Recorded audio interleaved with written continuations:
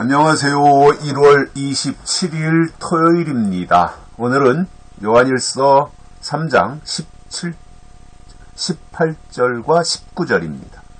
18절과 19절입니다. 자녀들아, 우리가 말과 혀로만 사랑하지 말고 오직 행함과 진실함으로 하자. 이로써 우리가 진리에 속한 줄을 알고 또 우리 마음을 주 앞에서 굳세게 하리로다. 아멘. 우리가 사람을 사랑해야 되는 것은 당연한 일이죠. 하나님도 사람을 사랑하셨고 그래서 독생자 예수님을 이 땅에 보내신 것이고요. 그 하나님의 사랑을 입은 우리도 똑같이 사람을 사랑해야 됩니다.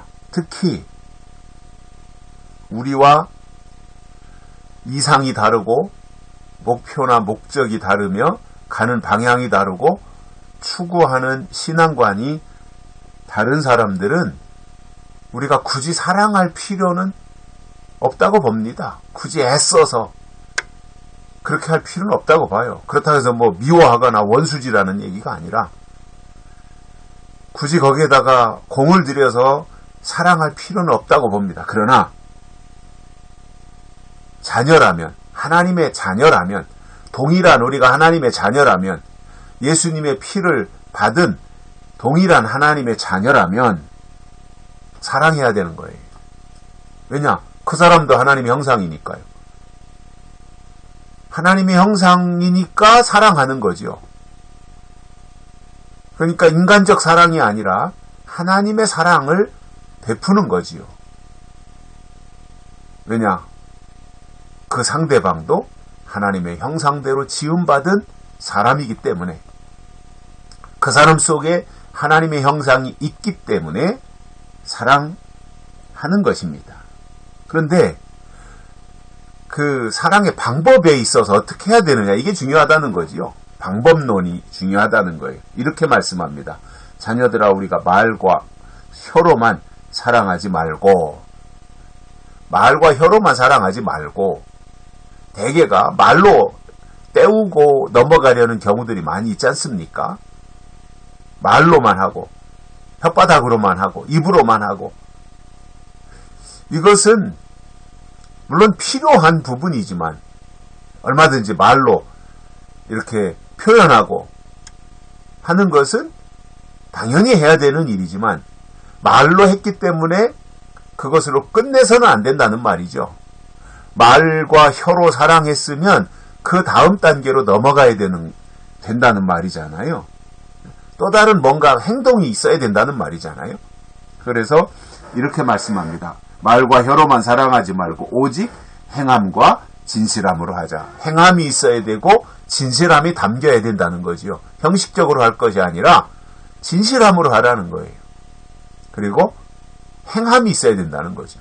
행동으로 사랑하라는 거예요. 말과 혀로만 하지 말고. 말과 혀로는 당연히 표현해야 되고 고백해야 되죠. 그리고 표현하고 고백했다면 그 다음 단계가 있다는 거잖아요. 행동이 있어야 되는 것이고 진실함 또는 진정성, 이러한 것들이 같이 결부되어야 된다, 그 말입니다. 그런데 이제 우리 기독교가 욕먹는 것 중에 하나가 뭐냐면 말로는 얼마든지 다 잘한다는 거죠. 사랑한다고도 하고 여러 가지 그 표현들을 말로는 다 하는데 행동이 뒤따르지 않는다고 하는 것들 때문에 욕을 먹는 부분이 발생하는 거거든요. 그러니까 뭔가 이렇게 말과 행동, 이것이 점점 일치되어야 된다, 그 말이지 않습니까? 물론 처음부터 일치되진 않아요. 그러나 신앙생활의 연조가 쌓이고 하나님의 말씀으로 우리 안에 이렇게 농축되어지고 그리고 하나님의 뜻을 깨닫고 우리 안에 있어야 될 하늘의 신령한 것들이 무엇인지 우리 안에 점진적으로 채워지고 자리 잡는다면 점점 일치된다는 말입니다. 말과 혀, 그리고 행동, 진실함, 이러한 것들이 일치되어야 된다는 말을 설명을 해주고 있는 거예요. 그래서 이렇게 할 때 18절을 할 때 이로써 19절이 그렇게 말씀하잖아요. 이로써 우리가 진리에 속한 줄을 알고 18절이 이루어져야 드디어 우리가 진리에 속한 줄을 알게 된다 그 말입니다. 그러니까 18절이 조건절이에요. 조건절. 이 조건이 충족이 돼야 되는 거예요. 그러면 결과가 뭐예요? 아, 진리에 속한 것이구나, 이것이. 이렇게 하는 것이 진리의 사람들의 모습이구나. 다른 사람들은 말로 때우고 입으로 한 것으로 다 이제 한 것처럼 생색을 내고 행세를 하려고 하는데 그것이 아니라 말과 혀뿐만 아니라 반드시 행함과 진실함이 뒷받침이 될 때 드디어 진리에 속한 줄을 알고 이렇게 말씀하는 거지 않습니까? 그러니까 진리에 속한 증거가 뭐라는 거예요? 행함이 있어야 되고 진실함이 있어야 된다는 거예요. 형식적이 되면 안 됩니다. 신앙이 형식적이 되면 안 됩니다. 물론 형식을 무시하고 형식을 파괴하자는 건 아니에요. 형식이 필요하지만 형식보다 더 중요한 것이 뭐라는 거예요? 그 속에 담겨진 내용이라는 거예요. 그 내용이 뭐예요? 행함과 진실함이에요.